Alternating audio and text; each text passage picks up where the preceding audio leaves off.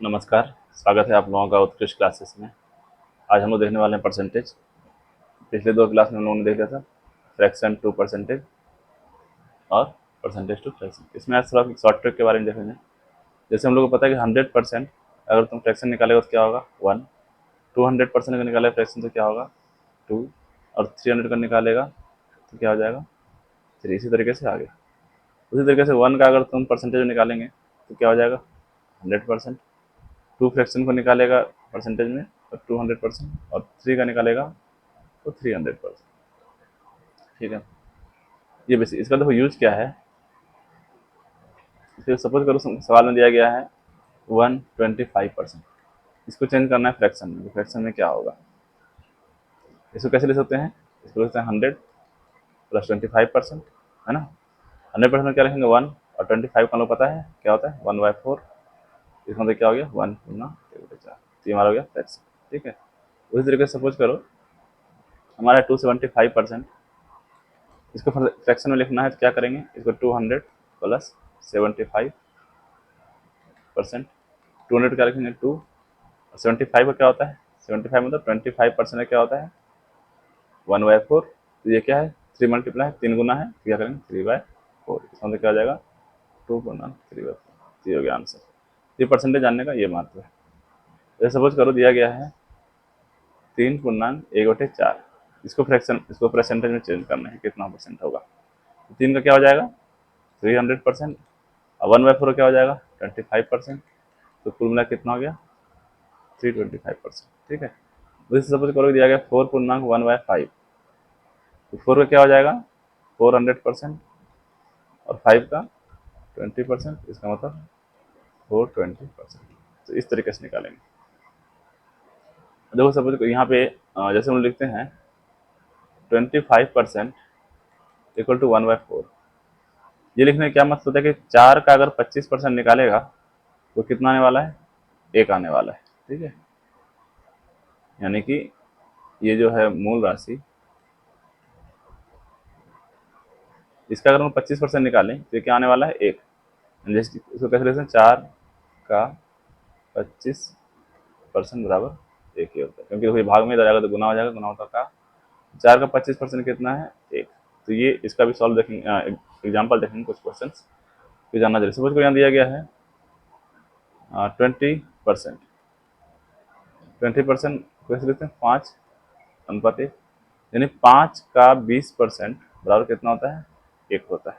ठीक है, जैसे अगर कोई सवाल दिया गया है, ये सवाल है ठीक है, यानी कि किसी संख्या का 10% अगर उसी संख्या में यानी सेम संख्या में जोड़ा जाए तो 11 हो जाता है। संख्या ज्ञात करें, तो क्या कर रहा है, पहले एक तरीका ये है कि माना कि संख्या बराबर x। ठीक है, इसका क्या करेंगे संख्या का 10% मतलब संख्या का यानी x का 10% जोड़ने पे कितना हो रहा है 11 हो जा रहा है। तो ये क्या हो जाएगा x प्लस एक्स इंटू 10/100 बराबर 11। ये क्या हो गया x प्लस ये क्या हो जाएगा कट जाएगा इसमें x plus x/10 equal to 11। तो क्या हो गया 11x/10 इक्वल टू 11।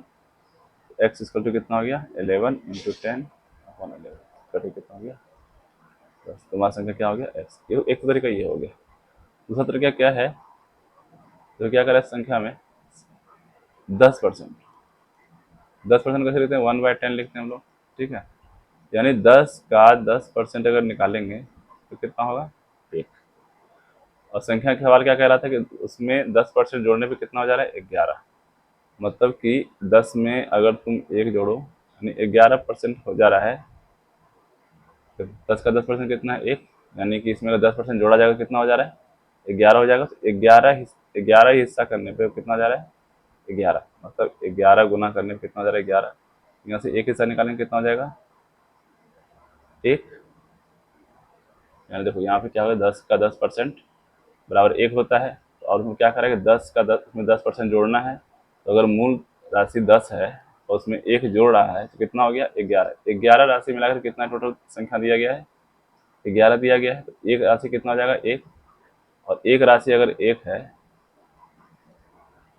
एक राशि और 1, तो यहाँ पे कितना को संख्या निकालना है 10।